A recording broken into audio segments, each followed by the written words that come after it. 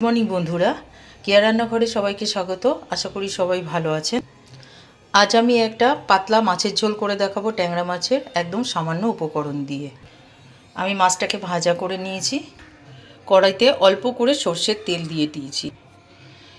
এই ট্যাংরা মাছটা শুধু ফোড়ন দিয়েই হবে, তার জন্য আমি কালো জিরে ফোড়ন দিচ্ছি, আর দিচ্ছি একটু রাঁধুনি আর কাঁচা লঙ্কা। এবার এটাকে আমি ঢাকা দিয়ে দিলাম।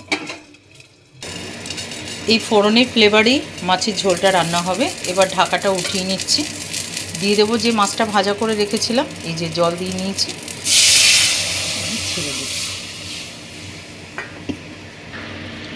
এর মধ্যে এখন আমি দিচ্ছি হলুদ,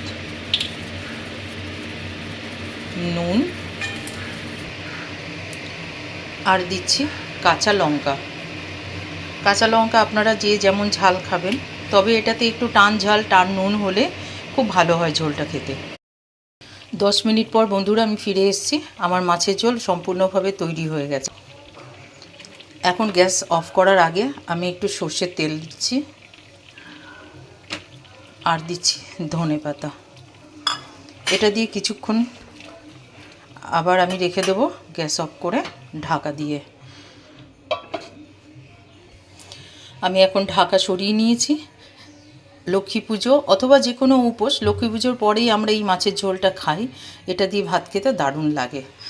আমার ভিডিওটা ভালো লাগলে লাইক, শেয়ার, কমেন্ট করে দেবেন। ভালো থাকবেন, সাবস্ক্রাইব করে আমার পাশে থাকবেন।